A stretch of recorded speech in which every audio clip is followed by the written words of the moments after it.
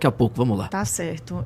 Eu quero perguntar um negócio para você, Renan, sobre criptomoedas, Bitcoin. É algo que muita gente não entende ainda e os usuários de criptomoeda, quem compra Bitcoin, acaba se colocando num lugar muito clandestino, digamos assim, né?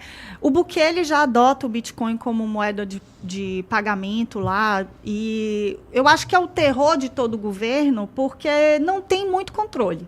Certo? Não dá para você empregar imposto, renda ali, e é realmente meio complicado para um governante levantar essa bandeira. O Bukele levantou, né? A gente consegue hoje pagar contas com criptomoedas, enfim, tudo é possível fazer com criptomoedas, mas existe essa vontade dos governos de perseguir, inclusive a gente vê aí a tentativa do governo Lula de fazer um controle disso.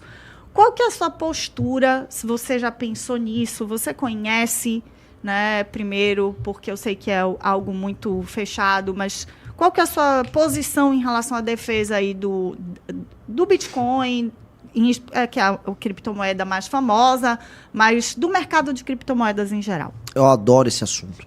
Eu quero ser o pré-candidato da comunidade da criptomoeda no Brasil. Eu já sou o único pré-candidato que está falando que o Brasil terá reserva de Bitcoin. Oh, que sensacional. Terá. Nós teremos reserva de Bitcoin. Atenção aí, Bitcoiners. Ô, Matheus, ô, Luiz Melodia e Eduardo, faz o corte disso aí agora, por favor. Então, desculpa. Teremos, porque ter a reserva implica dizer o seguinte, eu estou criando uma reserva de valor para além do dólar, para além da política inflacionária americana, acreditando que isso será entendido pela comunidade internacional como uma reserva de valor no longo prazo. Isso é muito importante.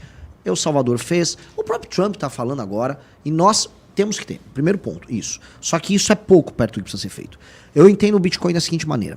O Estado, se eu falar, não, eu vou ter uma política Bitcoin friendly ou crypto friendly, e aí eu vou... Você vai o quê? Você vai querer taxar? Eu acho que a gente consegue uma coisa muito melhor do que taxar. Porque as pessoas entendem os cripto como uma reserva de valor que não é capturável pelo Estado. Sim. E essa é a beleza dele. Porque tem zilhões de chineses com isso. Porque eles estão gerando a reserva de valor deles e eles não querem ficar na mão do Estado totalitário ali. Então o chinês, ele tem... Por isso tem tantas corretoras que são chinesas. A Binance, eu acho que é chinesa.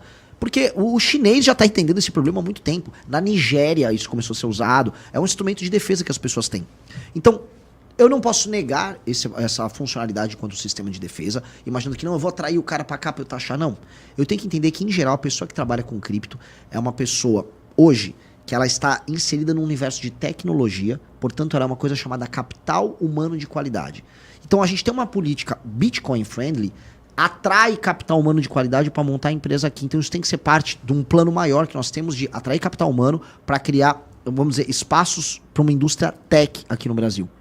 Então, tenta imaginar a seguinte coisa, quando eu falei ali do Rio de Janeiro, eu não queria separar o Rio de Janeiro, tá falando assim, eu vou dar uma autonomia igual tinha com o estado da Guanabara pro Rio de Janeiro. Ali você faz um espaço crypto-friendly para que pessoas, e aí resolvendo a questão de segurança, claro, para que pessoas se mudem pro Rio de Janeiro, e muito gringo quer viver aqui no Brasil. E aí ele monte a empresa dele, hoje você vai ter o mundo novo que tá vindo aí, você consegue, você mais 5 assistentes do cloud, você monta uma empresa com IA, e você fornece serviços para o mundo inteiro com seus clientes. E você pode viver em algum lugar bem, sem necessitar tanto da infraestrutura daquele local, mas vivendo bem num lugar que você gosta, que você possa ter uma vida que você seja feliz, de fato. O Brasil tem condições de entregar isso. Um lugar que dá para viver bem, que tem um clima gostoso, comida legal, que você possa ter uma vida interessante e ao mesmo tempo ganhar grana. O ser Bitcoin friendly atrai essas pessoas. Isso é uma das políticas, isso faz parte do escopo geral de uma política pró-tech, pró-capital humano de qualidade que eu preciso migrar pra cá. E não só de brasileiro. Eu quero alemão, eu quero chinês, eu quero taiwanês, quero japa, quero russo, quero trazer esses caras pra cá. Porque a gente tá com hoje déficit de capital humano de qualidade. Não existe a gente investir em terra rara, investir em tecnologia no Brasil com o capital humano que nós temos morando aqui, porque nós não formamos mais e boa parte da galera boa foi embora. Então a gente tem que repatriar e trazer gringo. Fato. E 2, blockchain no setor público. A gente tá falando aqui, por exemplo, tem rastreabilidade com blockchain para emenda. Eu fui desafiado agora, recentemente, por um cara que ajudou a implementar, um cara muito legal, trabalhou no governo federal na implementação, não foi do Pix, Ele falou assim, Renan, dá pra fazer sim um modelo blockchain, tem um outro sistema que tem a restabilidade. Eu falei, tudo bem, vou te botar algum cara de blockchain, não entendo nada no assunto, essa parte de matemática, sentem aí, mas vamos ter uma política disso. Blockchain eu sei que resolve esse problema da rastreabilidade. Então, um governo que seja amigo das cripto, acho que ele tem que olhar de maneira holística. Eu adoro, não sou especialista no tema, tal, mas eu gosto, e eu acho que tudo que eu falei aqui não apenas é razoável, como já vem sendo feito em outros lugares com sucesso. Maravilhoso. Perfeito. São 10 horas e 12 minutos. Bota a pergunta do Pedro Urso aí, por favor. Luiz Melodia, bota aí na tela, por favor. O nosso Bom comentário. dia, Renan. Bom dia, meus colegas da Brado. Eu sou Pedro Urso, mestrando em Direito Político e Econômico e comentarista da rádio. Renan, a minha pergunta é muito simples. No seu programa de governo, você propõe uma série de medidas que são muito importantes para o desenvolvimento do Brasil, como, por exemplo, a criação de uma zona industrial no Nordeste, uma reforma de infraestrutura que pretende cortar o Brasil inteiro por ferrovias e rodovias, mas principalmente uma reforma urbanística pesada que propõe, entre outras coisas, a desfavelização do Brasil. Ao mesmo tempo, você se apresenta como o Milei brasileiro. O Milei, de fato, tem uma série de méritos no ajuste fiscal da Argentina. Ele conseguiu controlar a dívida pública e a inflação no país. Entretanto, ele vem fazendo justamente o contrário de tudo isso que você acabou de citar. Ele, por exemplo, paralisou obras públicas, retirou investimentos do Estado em questões urbanísticas e vem desindustrializando a Argentina. Tem um porquê disso. Uma política de austeridade, que é contracionista, tende a retrair a capacidade de investimento do Estado e engessar o seu investimento público a longo prazo. Renan, você pretende fazer uma lógica de austeridade e buscar um superávit fiscal. Como você pretende conciliar isso com todas essas propostas que pretendem ampliar os gastos do Estado na base urbanística, na construção de ferrovias? Será que não corre o risco dos eleitores acabarem elegendo o senhor e você ficar 4 anos buscando um ajuste fiscal e ao final do mandato não entregar nenhuma das reformas que foram as mais importantes para a maior parte dos eleitores, como a reforma urbanística e a desfavelização? Enfim, essa é a minha dúvida, espero ajudar para o florescer do debate, e se você estiver no segundo turno, se o povo assim quiser, pretendo fazer uma nova pergunta, então, até lá. Ótima pergunta, e dá pra fazer no segundo turno, porque eu vou voltar aqui no Brado, tá? Pode fazer outras, não tem... É uma pergunta muito boa, porque é uma pergunta que pauta boa parte do debate econômico brasileiro, a ideia de austeridade não rimar com investimento. E, na verdade, para mim, a política de austeridade não é apenas uma questão moral, porque boa parte dos gastos são imorais que a gente tem por parte do Estado brasileiro, mas ela está vinculada à ideia de investimento. A gente pode pegar, por exemplo, a formação bruta de capital fixo. Não, isso. Que é a formação de capital de infraestrutura, construção de coisas, estradas, rodovias, habitação. O Brasil, da crise do petróleo dos anos 70 em diante, começou a diminuir a sua produção de capital bruto, capital fixo. Vai caindo e vem a Constituição de 88, que ela aumenta muito os gastos, porque ela aumenta a custeio, porque ela garante muitos dinheiros, muitos direitos, e gasta muitos dinheiros, vamos botar assim.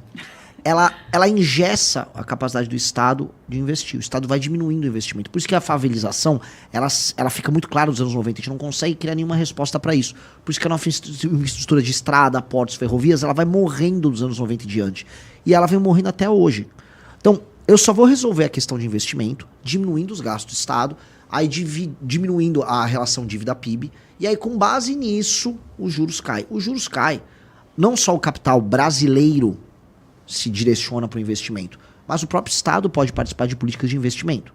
Só que de nada adianta eu ter políticas de investimento com marcos regulatórios inseguros, para acontecer o que agora acontece com a VLT aqui. Você tem uma obra de 1 bi, vira uma obra de 5 bi, que vai virar uma obra de 6 bi, e a coisa vai aumentando. São Paulo está lá inaugurando agora uma obra da Copa do Mundo. Não dá. Então, você tem que ter... O problema do Brasil é sobrar dinheiro para investimento, ter marcos regulatórios claros, e aí o Estado, por isso que eu acho que é muito importante não ficar preso no discurso meramente liberal. Aí o Estado tem que entrar ajudando a imaginar um Brasil possível. O que é o Brasil possível? É um absurdo uma cidade ter favela. A gente naturalizou a ideia de favela, eu falo muito disso. Eu, como política de Estado, tenho que acabar com favela. País sério não tem favela. A China nem sequer deixou se favelizar com a urbanização dela, porque ela se preocupava com isso. A primeira coisa que o Lee Kuan Yew fez em Taiwan, em Singapura, é: eu não posso ter favela. Ele destruiu as favelas. Ele fez criar os bairros. Tanto que o Maluf copiou o projeto de urbanização de São Paulo, chamava Projeto Singapura com o Maluf, porque ele imitava o que o Lee Kuan Yew fez em Singapura. Então, esse entendimento é um entendimento civilizacional. A ideia também de investimentos em infraestrutura de rodovia, estradas, Isso também é muito óbvio e foi muito ajudado agora pelo marco do licenciamento ambiental que passou, graças a Deus. O licenciamento ambiental, somado, vamos dizer, a um seguro anticorrupção e regras muito claras para a entrega de obras, somado a uma agenda fiscalista, vai permitir que a gente tenha esses gastos. O que eu não vou fazer é o seguinte, é criar aumento de gastos de custeio. Eu vou fazer gastos de investimento. O investimento, ele se paga. Como? Através de aumento de PIB. O PIB, se eu tenho energia mais barata disponível, se eu tenho mais estrada, se eu tenho mais ferrovia, o que eu tenho? Eu tenho, na prática, um aumento da produtividade brasileira e aí o setor privado vai gerar mais PIB com crescimento e eu tenho mais arrecadação e a conta se paga. Só custeio não dá. Então, eu entendo a situação do Milei. A situação do Milei, ele está pegando um país velho, triste, é uma economia que está deprimida até psicologicamente. O Brasil não, porque o Brasil ele é um país cheio de potencialidades que estão travadas por conta de políticas econômicas estúpidas. Se a gente destrava, a coisa começa a andar.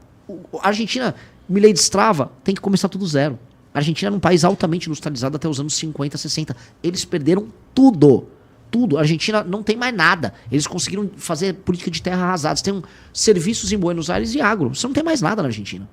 A Argentina virou um não país em termos econômicos. O Brasil não. Se eu destravo, começa a andar. Você tem um agro que tá pedindo, sabe aquele jogador que tá pedindo bola? Me dá bola, eu quero crescer. A gente não deixa.